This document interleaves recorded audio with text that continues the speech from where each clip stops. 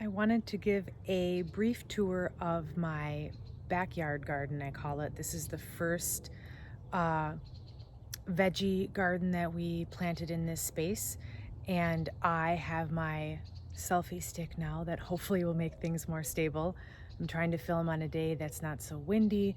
It's nice and early in the morning, so it's nice and quiet here. So ideally there are some learning curves that I am overcoming here as I film. So I'll pan out here and show you a quick tour. So this is the backyard garden, or the first garden, I'll call it. I won't go into detail of everything that's here right now, but I will mention that on this cattle panel here is Edelweiss grapevine, and I'm really excited about that because this would be the third year that it's been here. It might be, I believe it's third, might be fourth. But last year it gave me a few grapes, and this year it's just loaded with grapes. I have yet to exactly find out how to make sure that critters don't eat all of them before we can. That's always a learning curve to master so that I can actually have a harvest. But in the meantime, I've been excitedly just watching everything grow. So this backyard garden is one that I want to ideally convert to some degree to a perennial edible garden. It has 7 raised beds, and then it has a circle in the back there just of pavers that I made. So every year I've been doing something a little different in the raised beds. Back behind those pavers you can see it has a compost bin. So the issue that I'm having here is that this tree here, this is a honey locust, I really like, and I really like the habit of it. That is, it almost touches the ground in some areas. It's really growing low. We're actually building a tree house in it because it works out really well as a tree house tree. I don't want to trim any of those branches back, but because that's the case and because they're growing kind of over this area, it's getting more shaded every year. So what I have here, what I'm sitting in front of, is Comfrey. Comfrey is a medicinal plant. It is not medicinal in a matter of eating it. Actually, you don't want to eat it. My understanding is that it used to be something that was internally consumed, and then that was discovered that was not good to do. So the reason why I bought this Comfrey was not for an internal medicinal use. It was more for how good Comfrey is in the garden. So what Comfrey does in the garden is it is a very good compost activator. So actually putting comfrey leaves, cutting them up and putting them in your compost, like I have that black bin behind me, it actually activates the compost because of the nutrients that are in the comfrey, and it will help it to decompose faster. It also works as an excellent compost tea, where one would take the comfrey leaves, cut them, let them steep in some water and actually basically rot and create a tea, and that's something that can be then diluted and planted on your, or excuse me, poured on your plants. So Comfrey, as you'll see here, is a larger plant. This area is taking up 4, I have 4 of them planted in this bed, and the leaf will be a lance-like leaf here. It's got a really furry kind of growth to it. It feels similar to borage, where it feels like it has little hairs on it. The flowers are beautiful, and they really attract pollinators. There was a lot of bees out here, even when I came out this morning to look at them. Beautiful kind of clustered flower. These 4 I actually just bought this past spring. So I went online to a site called Strictly Medicinals, and I bought live rooted stock. So they sent me actual cuttings or crowns that had little root structures on them. They were from the actual stock root, and I chose a true comfrey. There's a few different kinds. There's Russian comfrey, which I believe does not come true to seed, or there's true comfrey, which is this type of comfrey, and the leaves look a bit different and the flowers look a bit different.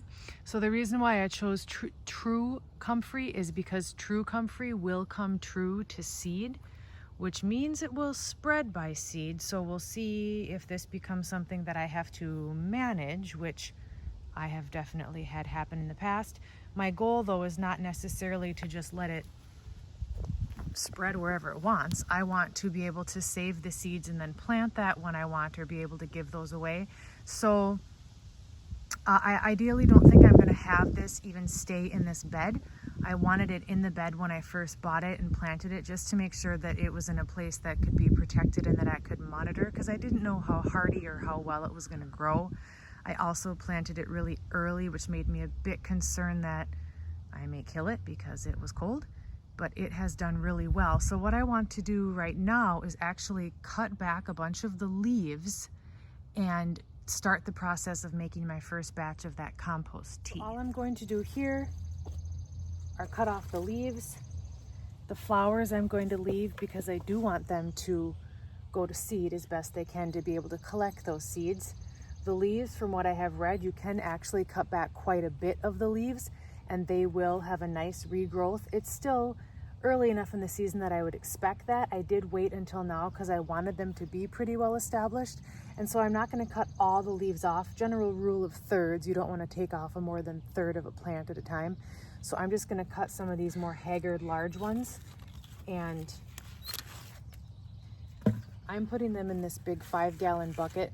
There's nothing special about it at all, except that I made sure it didn't have any drainage holes on the bottom, because I didn't want the water that I'm going to collect in there to steep those tea leaves, just drain right out.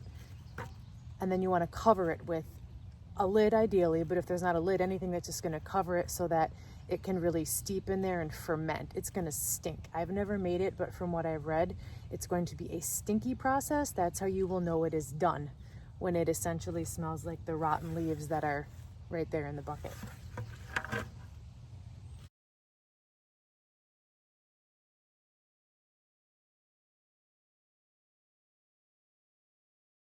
So now I have this bucket pretty much full of leaves. I haven't compressed them down at all. I've just set them lightly in there.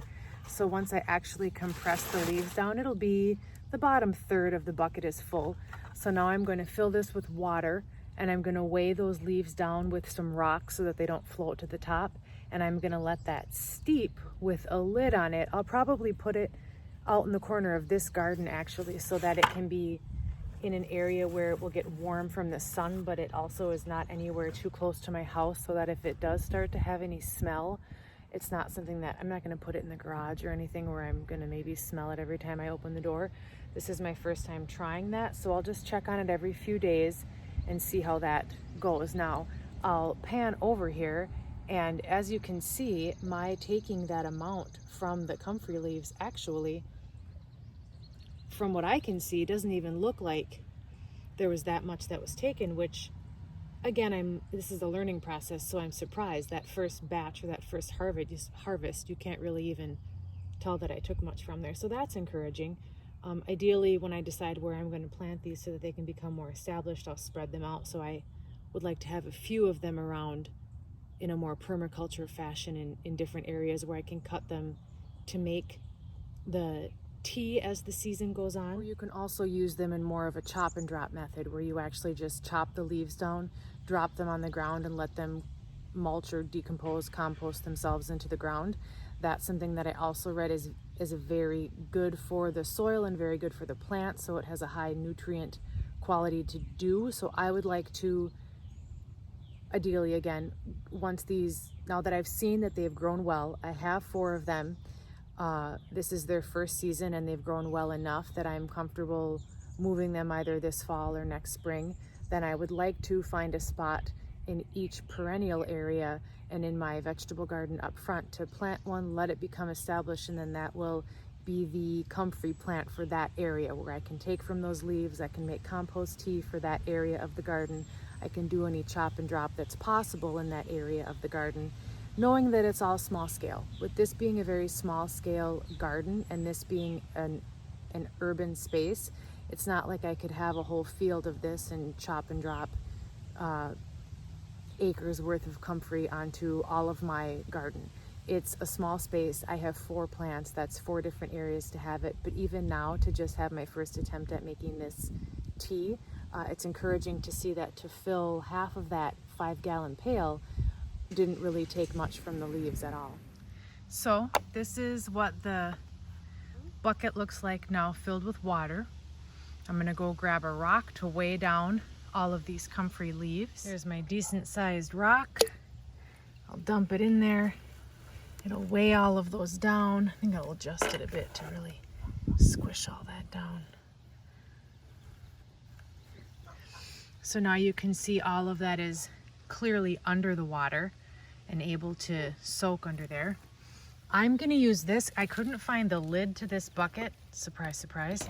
So I have this clear, oh, this looks like a clear drainage pan of some sort that I found in my garage.